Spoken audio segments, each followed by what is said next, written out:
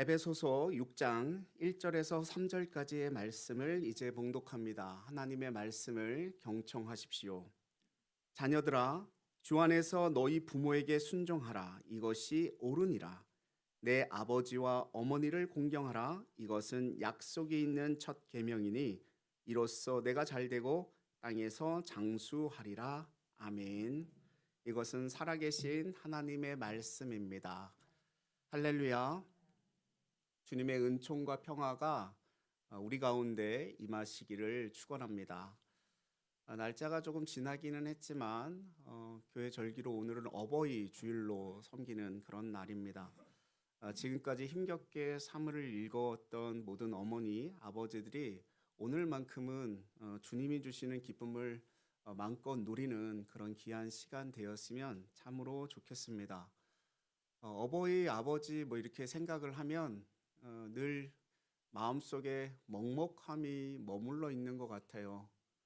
그냥 한없이 그냥 좋기만 하고 그냥 바라만 봐도 그냥 기쁨이 있고 즐거움이 있고 행복함이 있고 그런 아버지, 어머니이기도 한데 왜 이렇게 아까 전에 기도한 것처럼 가서 생떼를 쓰고 또는 나의 온갖 마음에 있는 이야기, 없는 이야기 다 내뱉어서 또 아버지, 어머니를 속상하게 하고 그런 모습들의 반복이 우리들의 인생의 모습이 아니었을까라는 생각을 다 해보는데 부모님이 다 살아계시고 형제 자매들이 별거 없이 그냥 지내는 그 평범한 일상의 삶이 얼마나 기쁘고 행복한 것인가 그것을 다시 한번 생각해 보게 되어집니다. 이미 돌아가셨어도 늘 그리움의 대상이지 않습니까? 저도 작년에 어머니를 보내고 지난 6개월의 시간 동안 순간순간마다 어머님이 생각이 나더라고요. 가셨지만 꼭 내 곁에 계신 것 같고 나와 함께하고 계신 것 같고 뭐 영상에서라든지 글에서라든지 또는 뭐 길을 가든지 어디 앉았든지 자꾸 어머니가 연상이 되어주고 그리워주고 마음이 먹먹해지는 건 저만 그런 것 같지는 않습니다. 여기 계신 모든 분들이 그런 마음을 다 갖고 있지 않을까. 시인 문준호 씨는요, 어떤 부름이라고 하는 시에서 이렇게 고백을 했는데 제가 잠깐 읽어드리겠습니다. 늙은 어머니가 마루에 서서 밥 먹자 하신다. 오늘은 그 말씀에 넓고 평평한 잎사귀를 푸른 벌레처럼 다 기어가고 싶다. 막 푼 뜨거운 밥에서 피어오르는 긴 김 같은 말씀, 원래 같은 부름. 나는 기도를 올렸다. 모든 부름을 잃고 잊어도 이 하나는 저녁에 남겨달라고. 옛성 같은 어머니가 내듣는 소리로 밥 먹자 하신다. 이 문태존 씨는 자기에게 그냥 저녁쯤에 밥 먹자 이렇게 부르시는 그 음성을 붙들고 살아가고 싶었던 것 같습니다. 그런 음성들이 한 인생의 피난처와 같은 거 아닙니까? 저도 어릴 때마다 제 이름을 부르시던 어머니의 그 음성이 기억이 납니다. 동네에 떠나갈 듯이 이렇게 동네에서 막 놀다가 가저녁 한 5시, 6시쯤 되면 집집마다 자기의 자녀들을 부르시는 어머니들의 음성들이 들려지는데 그 부모님들은 우리가 뭐 잘났다, 못났다, 뭐 잘했다, 못했다 그런 판단을 하지 않으시고 그냥 자식에게 더운 밥 그냥 이렇게 해 먹이시고 싶은 그런 마음 그냥 이 살벌한 세상에서 우리를 이렇게 물에 떠내려가지 않도록 붙잡는 그런 닷과 같은 그런 분이지 않을까. 마치 디베라 바닷가에서 배신한 제자들을 향해 또 찾아오셔서 와서 조반을 먹어라. 아무 말씀 안 하시고 너 왜 그렇게 했니? 너 왜 그렇게 행했니? 왜 배신했니? 왜 무너졌니? 뭐 이런 말씀 안 하시고 그냥 와서 조반을 먹어라. 이렇게 묵묵히 식사를 권하시던 그 주님의 모습이 떠오릅니다. 세상에서 부모와 자식의 인연으로 만난다라고 하는 일처럼 이 신비롭고 또 감사한 일이 어디 있을까? 저도 한때 철없을 때는 아유 저 부자 부모님 밑에서 태어났으면 참 좋겠다. 그런 생각도 했었던 적이 있지만 커가면서 못 배웠고 가진 것 없고 나에게 뭔가 해주는 거 없는 저 부모님이 얼마나 소중하고 얼마나 감사한 일인지를 계속 깨달아 알아가게 됩니다. 어, 그 부모님의 몸을 빌어 우리가 이 땅에 태어났는데 자녀들은 그저 자기가 잘나서 태어난 줄 알고 독자적인 어떤 길을 걷고자 늘 그렇게 걸어가죠. 부모들은 자녀들을 이렇게 사랑하고 존중하고 또 자녀들은 부모를 믿고 순종하는 모습이 가장 아름다운 어떤 모습일진데 현실은 정반대인 경우들이 참 많습니다. 자녀는 청개구리처럼 부모가 싫어하는 것들만 골라서 속썩이기도 하고 또 부모는 자식을 자기 소유물처럼 함부로 여기는 경우들도 있습니다.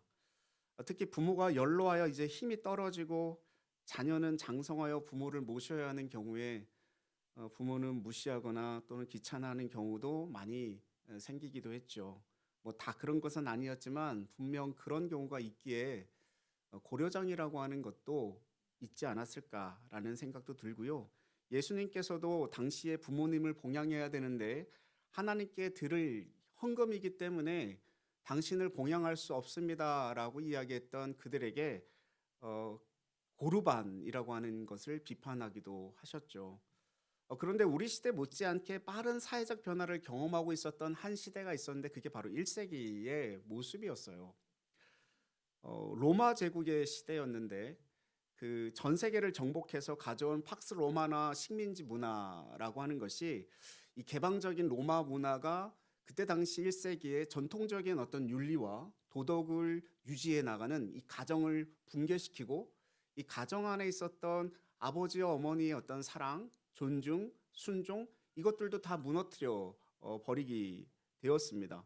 이런 시대에 사도 바울이 소아시아 거기에 가장 로마적인 도시였던 에베소 그곳에 하나님의 복음을 받아들이고 그리스도인으로서 살아가는 하나님의 사람들에게 그 에베소 교회를 향해 무엇보다 그리스도인들이 가정을 어떻게 세워가야 되는지에 대한 중요한 말씀을 서신서를 통해서 편지하고 있는 거죠. 특별히 에베소서 6장에는 바울이 부모를 향한 그리스도인들의 책임을 논하면서 이것이 약속 있는 첫 계명이라고 가르칩니다. 우리가 잘 알고 있는 것처럼 하나님께서 친수로 써서 주신 율법이라고 하는 것이 있지 않습니까? 시내산에서 출애굽기 20장 말씀에 보면 하나님이 친히 쓰셔서 두 돌판에 십계명이라고 하는 것을 하나님께서 주셨어요, 인간에게. 그래서 1계명부터 4계명의 말씀을 그 계명을 하나님과 인간 사이에 맺어진 언약 뭐 이렇게 율법 이렇게 얘기하고요. 5계명부터 10계명을 인간과 인간 사이에 맺어진 새 언약 뭐 이렇게 얘기를 하곤 한단 말이죠. 근데 이 5계명부터 10계명까지의 첫 번째 5계명이 이 부모에 대한 계명이잖아요. 그래서 그것을 약속 있는 첫째 계명이다. 지금 사도 바울은 그렇게 이야기를 하고 있는 거죠. 그러니까 이 바울이 이 계명에 나타난 자녀들이 부모를 향한 의무를 요약하면서 의무를 다한 자들, 그들은 하나님의 축복에 의해서 양적, 질적으로 행복한 인생을 살아갈 수 있게 될 것이라는 것을 약속하는 것입니다. 부모 공경이 중요한 이유가 무엇인가? 그걸 지금 이야기하고 있는 거죠. 첫째는 이것이 자연의 법칙이라고 하는 거예요. 1절 말씀, 우리 본문 1절 말씀 같이 한번 읽어보겠습니다. 같이 읽습니다. 자녀들아, 주 안에서 너희 부모에게 순종하라. 이것이 옳으니라. 아멘. 이 말씀은요, 그 5장 21절에 말씀하고 있는 그리스도를 경외함으로 피차 복종하라. 이 말씀을 근거로 하고 있어요. 그러니까 사람과 사람 사이의 모든 관계가 바로 정립되기 위해서 먼저 해야 될 것은 뭐냐면 그리스도에 대한 경외함이 전제되어야 한다라는 거죠. 따라서 자녀와 부모 사이의 복종을 권면하고 새로운 단락을 시작하는 본문에서도 사도 바울은 당신들이 부모를 순종해야 됩니다. 이것만 이야기하고 있지 않고요. 그 안에다가 뭐를 붙여놨습니까? 주 안에서라고 하는 말씀을 같이 붙여놓은 이유가 여기에 있어요. 즉, 그러니까 부모를 순종해야 한다는 사실만 강조하지 아니하고 그 순종이 어디 안에서 이루어져야 된다는 거예요. 주 안에서 이루어져야 된다는 것을 강조하고 있습니다.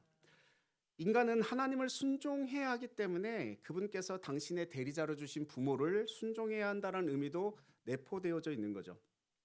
그래서 그분들을 부모로 주신 분이 하나님이시기 때문에 순종하는 것입니다. 그래서 하나님께서 가정의 질서 그 권위를 누구에게 맡겼냐면 부모님에게 맡겨주신 겁니다. 그래서 자녀가 부모를 순종하는 것은 그냥 마땅하다. 이건 뭐 당연히 우리가 받아들여야 할 그런 말씀인 거죠. 그리스도의 제자도의 일부로서 순종해야 되고 죽게 하듯 주님께 하듯 부모님께도 동일하게 해야 됩니다.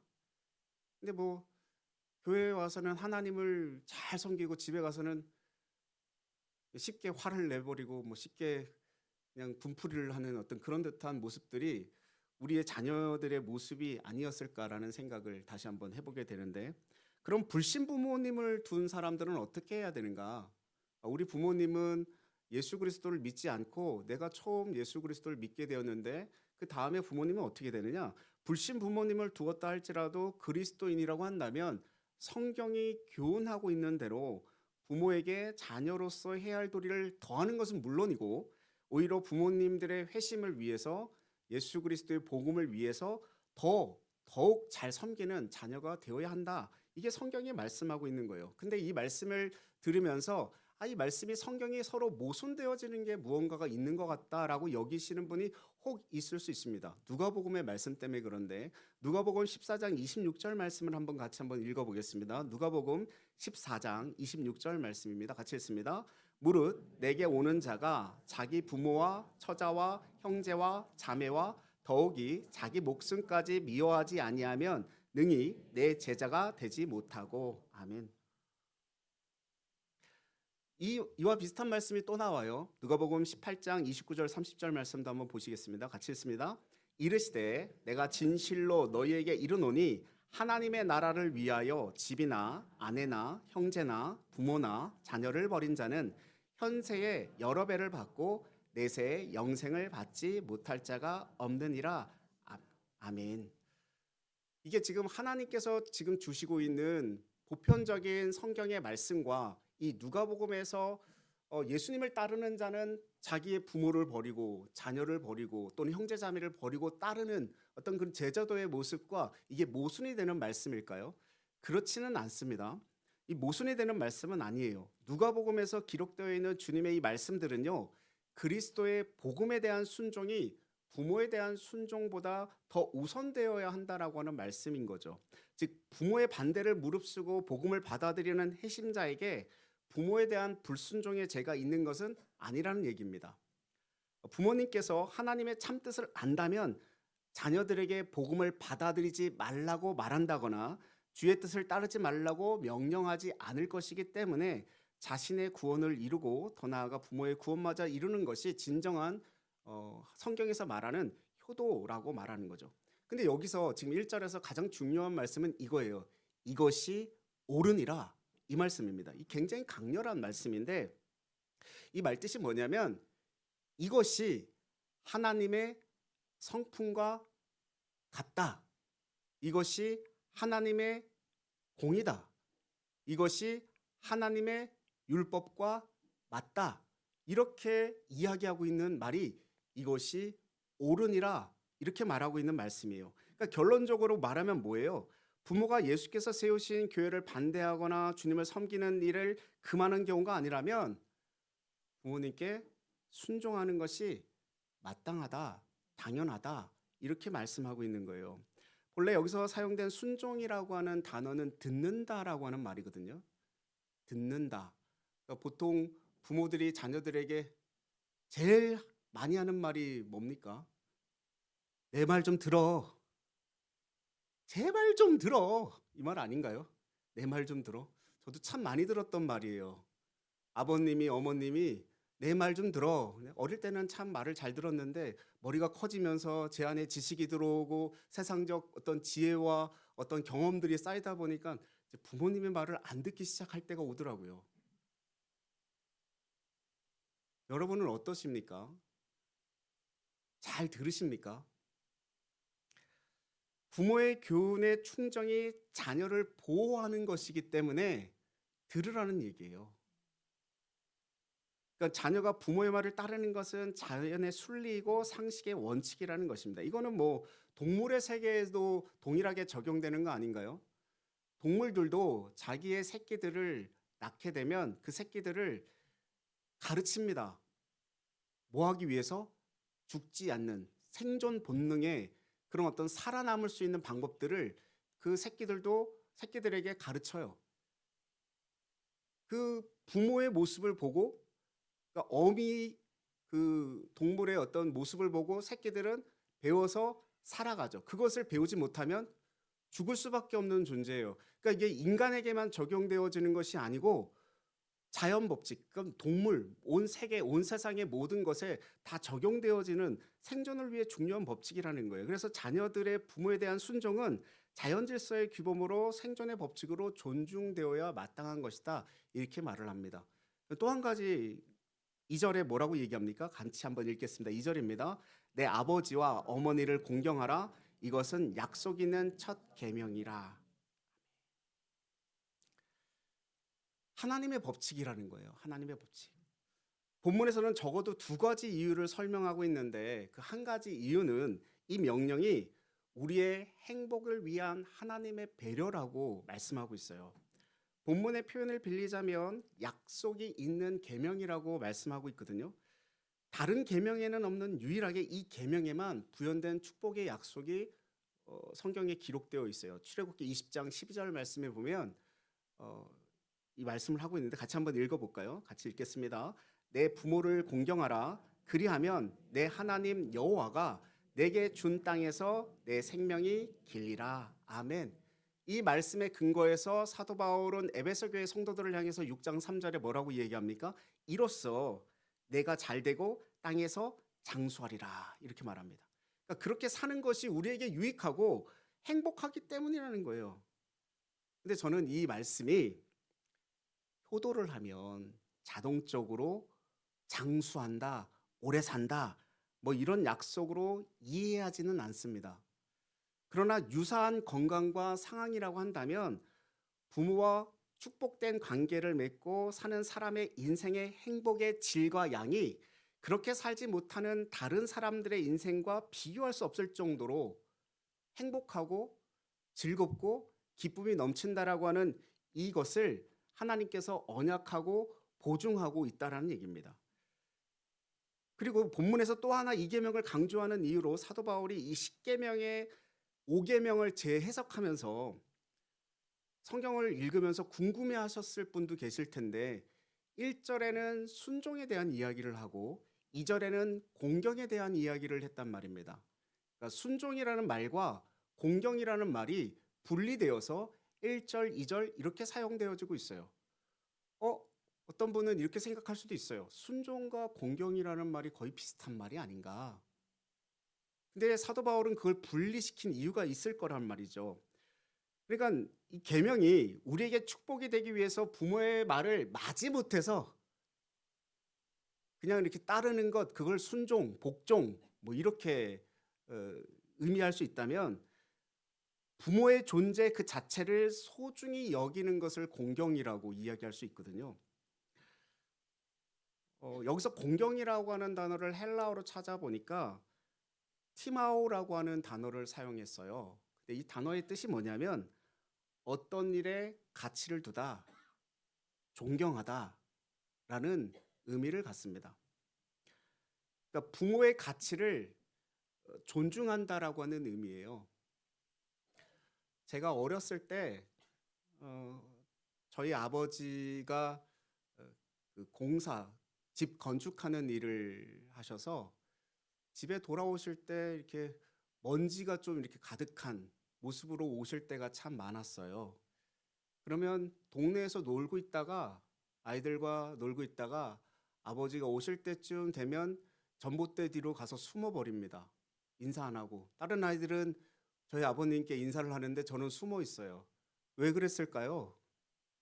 창피해서 그랬습니다. 다른 친구네 아버지는 넥타이 메고 서류 가방 들고 도시락통 들고 이렇게 퇴근하시는데 우리 아버지는 먼지를 뒤집어 쓰고 오셨어요. 그때 제 생각에는 우리 아버지도 좀 공부를 더 많이 하셔서 저렇게 좀 남들이 보기에 번듯한 그런 직장, 그런 어떤 직업을 가지시고 일하시면 얼마나 좋을까? 그러면 내가 정말 아버지를 자랑스러워하는 아버지로 그렇게 삼을 텐데, 정말 내가 좋아하는 아버지로, 존중하는 아버지로, 존경하는 아버지로 삼을 텐데, 왜 우리 아버지는 저랬지? 왜 저러지? 제 마음 가운데 그때 저희 아버님을 좀 창피해하는 마음도 있었고, 또 한 가지 그 어린 나이에 약간 무시하는 마음들도 있었어요. 못됐죠. 그 마음 자체가. 공경이라고 하는 말은요, 아버지, 어머니의 지금 이 존재 자체가 어떠한 상황에 있기 때문에, 어떤 환경에 있기 때문에 무엇을 가지고 있고 가지고 없고 뭘 소유하고 있지 않고 그거를 떠나서 그냥 아버지, 어머니 그 존재 자체로 존중하고 존경하는 것, 그걸 공경이라고 얘기해요. 많이 배우든 많이 못 배우셨든 뭐 부를 가지고 계시든 부를 가지고 계시지 않든 자녀들에게 유산을 많이 물려주든 많이 물려주지 않든 또는 많은 가르침을 주든 어떤 교훈을 주든 그거와 상관없이 인간적인 윤리 수준을 넘어서는 마음으로 부모를 소중히 여기는 태도, 그것을 가르치고 있는 것입니다. 부모는 우리가 이 세상에서 태어나 처음 경험하는 그런 사람이잖아요. 그래서 그들에 대한 바른 태도를 통해서 모든 인간에 대한 바른 태도를 배울 수 있게 되고요. 궁극적으로 하나님에 대한 바른 태도를 학습하게 되어지는 거잖아요. 오늘날 대부분의 인간관계에서 실패를 거듭하는 사람들은, 하나님을 온전히 신뢰하지 못하는 사람들은 그 모습을 면밀히 살펴보면 어떤 관계가 왜곡되어 있냐면 부모님과 자녀와의 관계가 왜곡되어져 있어서 하나님을 제대로 이해하지 못하기도 하고 인간과 인간 사이에서의 제대로 된 사회적 생활을 하지 못하기도 합니다. 배우지 못했기 때문에 그 상황 속에서 아버지와 어머니와 관계 속에서 온전한 배움과 훈련이 되어지지 않아서 사람을 어떻게 대해야 되고 사람을 어떻게 만나야 되고 이 상황 속에서 어떤 말을 어떻게 해야 되는지에 대한 지혜를 경험하지 못한 그런 모습 속에서 나와 있는 거예요. 그리고 그냥 나이가 들어서 어른이 되어버린 거죠. 늘 이 마음속에 해결이 되지 않은 무언가를 그냥 품고 그 상처를 안고 그렇게 살아가게 되는 거예요. 치유되지 못한 상처가 그의 내면 깊은 곳에 자리 잡고 있는 모습을 우리가 볼 수 있는데 그것이 온전히 치유되셨으면 좋겠습니다. 우리의 부모님은요, 그냥 우리에게 그냥 좋은 분이세요. 부모님은 그냥 우리에게 존경할 만한 분이세요. 사도 바울이 지금 이 말씀을 하고 있는 이유가 뭘까요? 그냥 에베소에 편지 쓰면서 더 중요한 이야기들 참 많을 텐데 부모를 공경하라, 부모에게 순종하라 이 말씀을 하고 있는 이유가 뭘까요? 당시 그 1세기에 사람들 중에 자신의 신앙생활을 핑계로 부모에 대한 공경을 게을리하는 사람들이 분명히 있었습니다. 교회를 열심히 섬긴다라는 구실로 부모 봉양의 의무를 소홀히 하는 딸들이 있었기 때문에 그래요. 이게 우리가 오해하지 말아야 되는 게요. 이 말씀은 세상의 패륜아들한테 또 믿지 않는 저 사람들한테 지금 주고 있는 말씀이 아니라는 이야기입니다. 에베소의 수신자는 누굽니까? 1장에서 뭐라 그래요? 성도와 신실한 자들. 지금 이 편지는 누구에게 가고 있는 거예요? 예수 그리스도를 믿는 성도들에게, 예수 그리스도를 믿는 신실한 자들에게 지금 전하고 있는 거예요. 그만큼 교회 안에서 이와 같은 문제를 일으키는 일이 많았음을 반영하는 거죠. 우리가 바로 깨달았으면 좋겠습니다. 부모 공경은요, 하나님께서 인간사에 세우신 영원한 법칙입니다. 하나님의 율법은 이러한 자는 뭐라고 얘기했냐면 돌로 쳐 죽이라고 했어요. 오늘 우리가 겉으로 보면 난 참 부족합니다, 신앙도 참 변변치 못해요 라고 생각할지 모르지만 속으로는 어떻습니까? 나 정도만 신앙생활하면 참 괜찮지 않을까, 이런 생각도 한편으로는 하지 않으세요? 그러니까 우리 스스로 신실하다고 생각하는 우리들의 모습 속에 과연 성경이 말씀하고 있는 부모를 공경하는 이 가장 첫 번째 되는 약속 있는 첫 번째 이 계명을 우리가 잘 하고 있는가? 이미 부모님을 떠나보내신 분들은 마음속에 켜켜이 남아있는 부모님과의 관계를 신앙 안에서, 하나님의 말씀 안에서 잘 해결해 나갔으면 좋겠고요.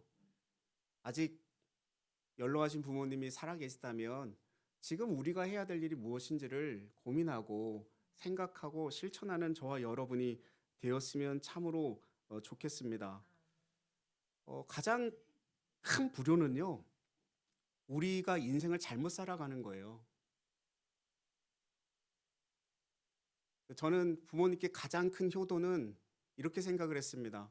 부모님께 돈을 많아 가져다 드리지도 못하고, 저는 그렇다고 부모님께 자주 찾아뵙지도 못하고, 우리 가정이 정말 믿음 안에서 잘 살아가는 것, 행복하게 어떤 문제 없이 잘 살아가는 것, 그게 부모님께 가장 큰 효도라고 생각을 했어요. 부모님이 바라볼 때 이 자녀가 안 되는 것만큼, 또 잘못되는 것만큼 가슴 찢어지는 일이 또 어디 있겠어요. 그 한동안 많은 사람들에게 읽혔던 그 이철환 씨의 연탄길이라고 하는 그 책에 보면 먼 불빛이라는 그런 내용의 주제의 이야기가 실려져 있거든요. 거기에 그 주인공이 현태라고 하는 그 아이가 등장을 해요. 고등학교 때부터 친구들이랑 싸움질하고 경찰서 왔다 갔다 하고, 조금 지나니까 도둑질도 해가지고 경찰서에 또 들어가고, 아버지가 딱 보니까 이 현태라는 아이를 가만두면 이제 교도소 들어가서 빨간 줄이 이렇게 그어질 것 같은 그런 상황이었단 말이에요. 그럼 어떻게 하지? 저희에게 계속 타일르고 계속 타일러도 말을 듣지 않는 저 아이에게 어떻게 해야 되지? 고민을 하다가 아버지가 결정하고 선택한 길은 자신이 범죄자가 되는 거였어요. 그래서 금은방에 들어가서 물건을 훔치는 척만 합니다. 훔치지도 않고. 훔치는 척만 했을 때 그 경찰한테 잡혀서 유치장에 가고 교도소에 가게 되거든요. 형량이 그렇게 높지는 않았겠죠. 근데 그 교도소에 들어갔을 때 그 엄마와 아들인 현태가 면회를 와요. 그 면회를 온 아들에게 아버지는 이렇게 얘기를 합니다. 아들아, 너는 절대 이런 곳에 들어오면 안 된다. 내가 들어와 보니 사람 살 곳이 아니다. 사람이 거할 곳이 아니야. 이런 것은 경험 안 해도 된다. 제발 착하고 선하게 살아라. 그렇게 얘기를 하는 거예요. 근데 아들 현태는 어떤 생각이 드냐면, 당신은 들어가 있으면서 감옥에, 교도소에 들어가 있으면서 뭘 나한테 그런 얘기를 할 수 있느냐, 이런 생각이 들고 있는 찰나에 집에 가면서 어머니가 아들에게 얘기해 주는 거예요. 아버지가 그런 범죄를 저지를 성정이 되지 못한다. 아버지는 현태 너 때문에 일부러 도적질을 한 것처럼 생각하고 잡혀서 감옥에 들어간 거란다. 너에게 그 교도소라고 하는 그곳이, 감옥이라고 하는 그곳이 갈 수 없는 곳이라는 것을 가르쳐 주기 위해서 친히 아버지가 그 감옥에, 교도소에 들어간 것이란다. 이렇게 얘기를 해줍니다. 그리고 그 현태는 큰 충격에 빠져요. 그리고 마음을 새롭게 다잡고 검정고시를 보고 전문대학에 들어가고 새로운 어떤 취직의 자리를 이렇게 걸어가는 새로운 길을, 그 전과는 다른 새로운 길을 걸어가게 됩니다. 이철환 씨는 그 끝에다가 이런 글을 써놓았어요. 제가 읽어드릴게요.